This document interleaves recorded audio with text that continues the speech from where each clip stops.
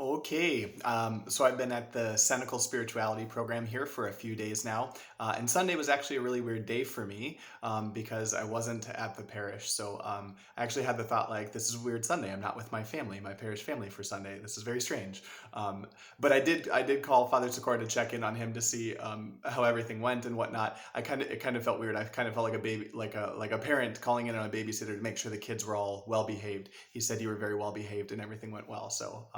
Anyway, I just want to let you know that I'm praying for you. I also just want to let you kind of invite you into praying as I'm doing this spirituality program. I'm learning different things and kind of praying. One person described it as I was leaving. They said, "Oh, this is good that you're doing that, Father," because just like a professor would go on to do further research in their field to be a better teacher and professor, so you go continue to do greater research or deeper study in your field as well to be a better priest and to keep forming yourself. And I thought that was really good. It's just the subject matter is a little bit different. Instead of engineering or mathematics or meteorology or whatever, my subject matter is God. So I just get to spend time with him.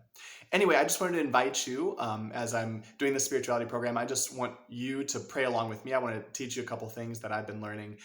So I have a prayer exercise that I'd like to invite you to do.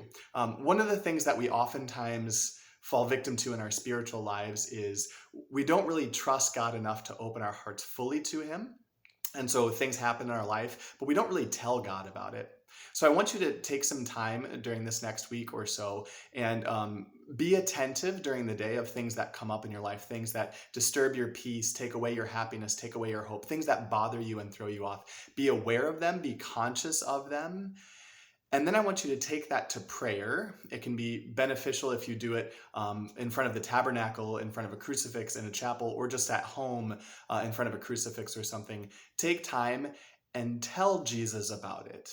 Tell him about what it was that stole your peace, what it was that threw you off, what it was that made you angry.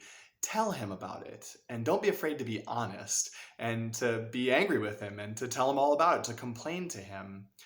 And then there's kind of two steps. So number one, tell him all about it and don't be afraid to lay it all out there. And then two, I want you to ask the question, or I want to ask the question to you, how did he react? How did he seem when you told him about that? One thing we oftentimes fall victim to in our spiritualities is that we think God is aloof, he's distant, he's far off, he doesn't really care about our particular things, but that's not true. God is oftentimes reacting and he cares very much about what's going on. So when you tell him what's on your heart, what bothered you throughout the day, how does he react? What is his response? What is he maybe even telling you? But what is he like when you tell him that? This can actually tell us a couple different things about our spiritual life. Number one, if it seems like God is ambivalent, he doesn't really care, he's distant, this might be a really good sign or a red flag that the enemy is kind of telling us lies about God. We have a poor concept of who God is as our Father, loving us, taking care of us. So it could identify some of those things that the enemy's really got us in a bad understanding of who God is and our relationship with God.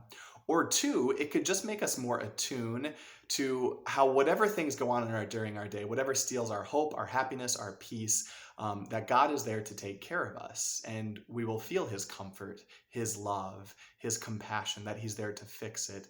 And we will be attuned to that and aware of that. So in your prayer this week, just a challenge to take, to be aware of what's going on in your life, what steals your happiness, what are events, and to do two things with that. Number one, tell God about it. Tell him what happened. Go to your loving Father and tell him what happened to you this day. And two, how does he respond? How does he react? What does it seem like he does? Or how does he seem when you tell him that?